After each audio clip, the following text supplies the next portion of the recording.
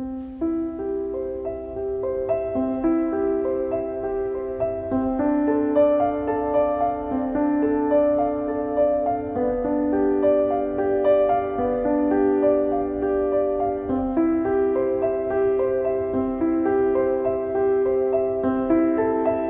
guys, it is a beautiful fall morning here in Utah, and I am just enjoying it so much. I don't know if you guys are like this, but in the fall, I wake up in the morning and I can smell the beautiful, crisp fall air, and it just makes me happy to be alive. Here it's really hot in the summer. It's like 100 degrees plus for a few months. And then when fall comes, it's just beautiful in the 60s and 70s. Fall is perfect. So with the change in the weather, it's been really busy over here. We've been getting a lot of our patio furniture ready and kind of refining our outdoor spaces. We will definitely be showing you guys that really soon. For now, we're just living it up. This is the prime time of year where we know we live in the right place. In the heat of the summer, I'm not so sure. Just a little bit of context for this video. Shaye and I were pulling up to our house the other day, and we were just having a moment of like, this is our house, this is our lives. Like, we feel like we don't really get a chance to like soak it in and really appreciate it. I don't know if you guys are like this, but we're just like going 24/7. We were just kind of taking a minute to think about how we've gotten here and where we've been and where we want to go. This home we dreamed about for years. Probably like 4 or 5 years, we were looking at things on Pinterest and planning things and dreaming about this space. So it's wonderful to be here, and we're so grateful for so many opportunities that we've had and blessings that we've had. I really love this season of life with my kids, and I just couldn't be more grateful. So in this video, I thought it would be fun to talk about how we planned and saved and budgeted to build our dream home. To talk about that in more detail, I'm actually going to show you what this process was like and show you some of the places we've been and some of the places we've lived. But before I go and do that, I've got a quick word from our sponsor, First Trade.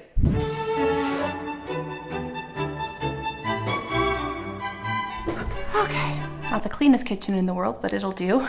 Hopefully nothing is distracting back there. So First Trade is a powerful online trading broker. I don't know how familiar you guys are with investing in the stock market, but it's something that we over the years have made a priority. As we're getting into our 30s a little bit more, we're investing more and more in the stock market and investing in our future. First Trade is really a great platform to trade on, and you can open an account by going to firsttrade.com. Let me tell you some of the things we've really liked about this platform. One big plus is that trading on there is commission free. They offer stocks, ETFs, mutual funds, options, all those things on there, and all of those are commission free. And so there's a lot of platforms that you pay commissions on and all kinds of hidden fees, and First Trade doesn't have any of that. It just kind of removes one more complication with investment to not have to worry about those fees, and of course it saves money too. A lot of companies will charge maintenance fees, or there'll be a minimum deposit in there, and you don't have to worry about any of that with First Trade. We opened a custodial account,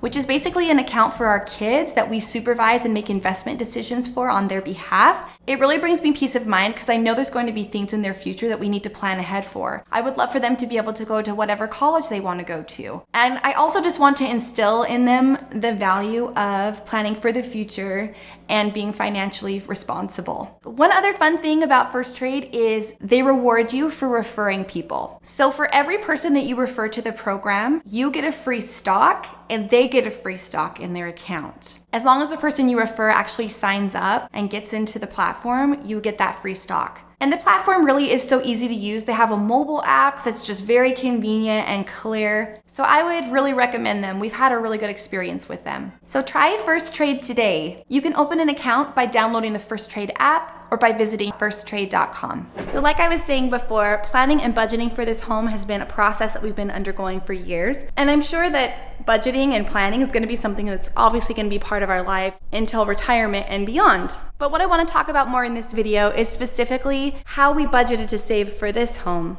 and different things that we've done along the way that have helped us. So Shaye and I and the boys are out for a little drive. Emmy is in school, or we'd have her with us too. We thought it would be fun to take you guys by the first home we bought and the first home we built. And we'll just do a quick drive-by, and hopefully nobody thinks we're total creepers. We'll be creepers. Maybe you'll be a creeper. I'm not gonna be a creeper. Yeah, I'll be a creeper. Hudson. Hudson, what? goldfish? Ooh, I bet they would love a goldfish, buddy.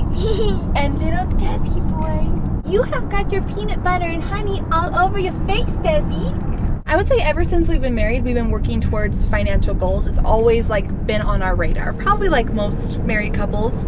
But I think the budgeting mentality is something that kind of goes into everything that we do. We do invest in nice things that we care about, for sure. But then there's also like so much money you can waste on stuff that doesn't even matter to you. Yeah, I think it's just finding those things that you value the most and deciding like what you really want versus maybe something that you might want but is not as important. The perfect case in point to me is grocery shopping. You can spend so much on food if you're not being budget conscious and just like looking at things.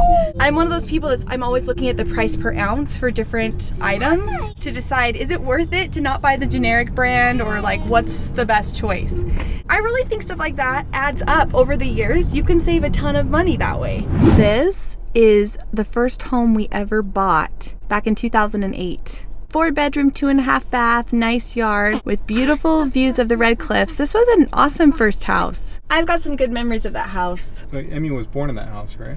Well, she wasn't born in that house, but we brought her there home from the hospital. Okay. So we were parents of one, and that was our first home. So that was a great starter home for us. When we were able to sell that home, that propelled us into being able to build our next home. We've had good luck with real estate investment. That's been a good thing. It was a great house for us. I can't believe it's already been 10 years. I know. That can't be right, because I mean, Emmy would be 10. We bought it in 2014. No, that's the year. That's our other house. Was in 2014. So it must have been 2011. Oh gosh. We're like an old couple arguing. It was 2008. No, it was 2010. I think it was 2009. We were just remembering we lived in that house from 2009 to 2013, and we moved out of there when Emmy was 1. Yes, it wasn't 2008. No, I was wrong. It was 2009. That was a great house for us. I can't believe it's already been 10 years. 10 years. Time flies when you're having fun. Okay, Hudson. So now we're going to the second house we ever lived in. And this is the first house we built. And guess what? We built it when you were in Mommy's tummy. So this is the first home we built, you guys. I have to admit, I still drive by it and think, it is so beautiful. The trees are getting mature and it just looks so pretty. I liked that house. Yeah. I wish I could be there again. Definitely have amazing memories in that house, and my kids do too. They're old enough to really remember that. Hudson, you were kind of sad when we moved out of that house, huh? Yeah, I was like, where? When we moved out of this house, we lived in a rental for a few years, and Hudson would say, I want to move back into our gray house. So this is a home that we loved. We designed custom for our family. Honestly, I thought we would stay here for a long time. I know, it's crazy. We built this house, I think, we spent like a good year just planning it. Bought the lot, decided we were going to build our home that we were going to raise our kids in, and then a couple things happened. The market got really hot, and we also realized that as much as we adored the people in this neighborhood, there wasn't a lot of kids, and we really wanted our kids to grow up in a neighborhood with a lot of kids. That kind of factored into our decision, even though I think that's a home that we loved and we would have been so happy just to always have stayed in there. We actually got to know the people who bought our house really well. Let us know if you ever would want to see a tour of that house that we designed. I think they would be cool with it. They're super nice people, and it'd be kind of fun to see what they've done with the place in the last few years too. comment below if you'd like to see a tour of that old house. We gotta get out of here before they see us. Man, it'll be a drive. The neighbors are... Let's get the crap out of here before they see us. The neighbors can see us. Hudson, put your head down. We gotta go. It's just me now. I just dropped off the kids and am headed into work. I wanted to show you the home that we lived in after we sold our first home build. So this rental we lived in for 2 years after we sold our house. I know nobody lives here, so I'm actually gonna get out of the car for this one. This is the home that we brought Desmond home to. We were really fortunate to find this rental. The rental market here is really hot. One way that we were really fortunate and saved a lot here is we just kind of nicely asked the people if they could fit within our rent budget, and we got a great rental price on this. So sometimes you just have to ask. This is where we called home for 2 years while we budgeted and saved so that we could have a nice low payment for our dream home. And it's funny because I feel like every place we've lived, there's sort of like specific memories that I have and a specific feeling. For this house, it was being super busy and planning and doing everything to prepare for our current home that we live in now. So hopefully that gives you a little bit more context about what our budgeting journey has been like. And interestingly, the places that we've lived have had a lot to do with that. And being able to flip a house and then invest it again was one of the things that really helped us. I feel like by planning, by waiting for the right time, that's something that's brought us a lot of peace of mind and helped us to feel comfortable with our decisions. Okay, so here's the thing. Budgeting and planning is great. It's obviously so important to reaching your financial goals, and it was so important to us in the process of working up to building our dream home. However, when it comes to the time of buying a home or building a home in our situation, that actual process is a place that can be crucial, and you can spend way more money than you should or want to. And so I also wanted to share some of the ways that we helped to cut costs when we were building our home and be budget conscious. I really think that no matter what your budget is, you can absolutely exceed it so much, especially when building. So let me tell you some of the main things that we learned in the process of building our last 2 custom homes. I think really the budgeting and planning starts with drawing the actual plans. When we do our plans for our home, we try to be conscious of the square footage and how much things were going to cost. Also, just architectural details, the pitch of the roof and things like that can really affect the overall cost. The current home that we're in has, I think, a 14-12 roof pitch, which is pricey. Roofs are, higher pitched roofs are more expensive. So there were certain things like that that we knew were worth it to us that we wanted to invest that extra money in. But I think just educating yourself on your taste and where you really want to prioritize your money, that's something that will really serve you well. Some of our main priorities for our home were a beautiful curb appeal. We invested in materials and the architectural design of our home to be aesthetically pleasing, and we knew that we were spending some extra money on that, but it was worth it to us. There were other areas in our home that we also wanted to invest in and really make special. This library behind me is an example of that. This custom woodwork is something that we wanted to add here to really add a cozy, dark feeling when you walk in the house. Is that a thing, a cozy, dark feeling? I don't know, I think it is. We wanted beautiful cabinets, and so we invested in built-ins in a lot of places of our home. Another architectural detail that we really loved and wanted to incorporate were our cathedral ceilings in our great room. Also not the most budget conscious thing, but we knew that this would be a central part of our home and a place that we really wanted to have a wow factor. That extra splurge was worth it to us. I will say, however, that there's other things that were not a priority that we found ways to save a lot of money. One of those things is our windows. If you're familiar with windows, there's what they call aluminum clad windows, and they're beautiful. They're aluminum on the outside and wood on the inside. And we loved the look of that, but we didn't want to pay, I think it was about triple the cost of vinyl windows. The carrier in our area had vinyl windows that were bronze on the outside, which we loved, but white on the inside. A compromise that we found was to paint the inside. And we painted it this Sherwin-Williams color iron ore.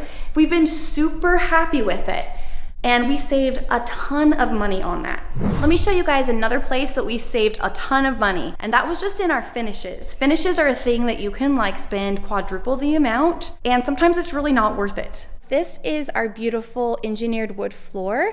So if you're not familiar with this product, it is actual wood, but just the top is wood and they kind of stack it. This is a product that was medium grade, so you can definitely buy less expensive, but when we were shopping for this, we found that there were products that were quadruple this price and seriously didn't look any better to us. And so there's places like this that you can absolutely save, and it makes a big difference. We wanted hardwood in a lot of our house, and so we wanted to make sure that it was pretty budget conscious. Another place that we saved a lot of money was on our wall texture. I know this is probably not something you have not thought about. Our wall does have some texture on it. I'm not sure if you can see that. We love a completely flat wall, and that is something that we had priced out, and we were a little bit shell-shocked when it was something that would have costed us like another $20,000 or $30,000 or something like that. And so we worked with the subcontractors to make sure that the walls were as smooth as they could be without them having to like totally float the walls. Out here in the West, it's just not like a normal thing they do to do completely smooth walls. That was a compromise, but something that we've been pretty happy with. A couple other things you should really think about when you're building a home is make sure you shop around a lot for a builder. That's something that we realized differed so much. This time around building this home, we sent the same plan to 4 different builders, and we were really surprised at the difference in cost that came from each of those contractors. That's a place where you can really spend a ton of money. And so having a contractor that's budget conscious, but you know will still do a good job is a huge plus. The other thing I would just say is it's such a balance between knowing what your priorities are and knowing what you want to invest in and those things that maybe you should wait for down the road. We've talked about putting in a pool someday, but we realized that's not something we wanted to roll into our mortgage. We wanted our mortgage to be as low as possible, and we had already saved to try to get that mortgage down as low as we could. And so we didn't want to add something like that into the mortgage. However, something we learned with our first home build, and we learned our lesson on this second time, is sometimes the little things that you think, oh, I don't know if I want to pay an extra a few $100s to get that done. Well, if you have a sub come back later, number one, it's really hard to get them to come back for a small job. And number two, they charge a lot more to come back. So I feel like that's sort of a balance between like waiting on things that you should wait on that are just too big that you don't want to roll into your mortgage, and then actually getting as much done as you can during the building process so that you're not having these little odd and end jobs that are more expensive and harder to get done later on. Anyway, I hope that's helpful. We have loved living in our home so much. I think we've been here over 6 months now. Something that's brought us a lot of peace of mind is just that this is something we've been working towards and planning for a long time, and that during the building process we were able to be really conscious about what we were spending. And so I hope some of those tips and some of our experiences have been helpful. And just a reminder to check out First Trade. You can use our link in the description to download the app, and we'll both get a free stock. Thanks so much for joining us today. We'll see you on the next one. Bye.